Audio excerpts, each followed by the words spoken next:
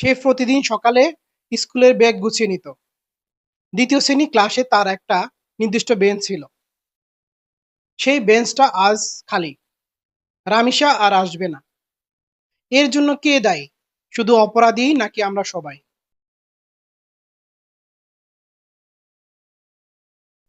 2026 সালের 19শে মে, ঢাকার মিরপুর পল্লবী এলাকা। 7 বছরের ছোট্ট রামিসা আক্তার স্থানীয় পপুলার মডেল হাই স্কুলের দ্বিতীয় শ্রেণীর একজন একজন সাধারণ ছাত্রী। সেদিন সে পাশের ফ্ল্যাটে গিয়েছিল, পরিচিত প্রতিবেশীর বাসায়। পরে পুলিশ উদ্ধার করে তার নিথর দেহ। আসামিরা হলেন পাশের ফ্ল্যাটের ভাড়াটিয়া সোহেল রানা এবং তার সহযোগী স্ত্রী স্বপ্না আক্তার। পরে নারায়ণগঞ্জ থেকে তাদেরকে গ্রেপ্তার করা হয়। পুরো দেশ স্তব্ধ হয়ে গিয়েছিল। হাজার হাজার মানুষরাও বলেছেন, এই বিদায় পুরো জাতিকে নাড়িয়ে দিয়েছে। মিরপুরের রাস্তায় রাস্তায় মানুষ নেমেছিল, সড়ক অবরোধ হয়েছিল, কান্না ছিল, ক্রোধ ছিল। কিন্তু কান্না আর ক্রোধ যথেষ্ট নয়। আমাদের দরকার সঠিক শিক্ষা, আমাদের দরকার সঠিক পরিবর্তন। এখানে একটা ভয়ঙ্কর সত্য লুকিয়ে আছে, যেটা আমরা সবসময় এড়িয়ে যাই।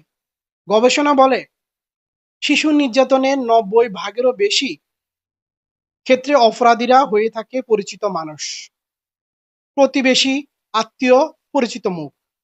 রামিসের ক্ষেত্রেও ঠিক তাই হয়েছে। তাহলে আমরা কি করব? আমাদের জন্য প্রথম শিক্ষা। আপনার সন্তানকে শেখান গুড টাচ এবং ব্যাড টাচ, ভালো স্পর্শ এবং খারাপ স্পর্শের মধ্যে পার্থক্য। No. Yes. No. Yes. No. Yes. No. No. Yes. এটা ক্লাস 1 থেকে শেখানো উচিত। যদি যদি কেউ শরীরের গোপন অংশ স্পর্শ করে, সে যতই পরিচিত হোক, সন্তান যেন তৎক্ষণাৎ বাবা মাকে বলে। আপনি আপনার সন্তানকে বলুন, কেউ তোমাকে কষ্ট দিলে, ভয় দেখালে বা কিছু লুকাতে বললে সাথে সাথে আমাকে বলো। আমি কখনো রাগ করব না। দ্বিতীয় শিক্ষা, একা ছাড়বেন না। ছোট শিশুকে কোনো প্রতিবেশী বা আত্মীয়ের বাসায় একা পাঠাবেন না, সে যতই বিশ্বস্ত মনে হোক। এটা অবিশ্বাস নয়, এটা সুরক্ষা। তৃতীয় শিক্ষা, সন্তানের কথা মনোযোগ দিয়ে শুনুন।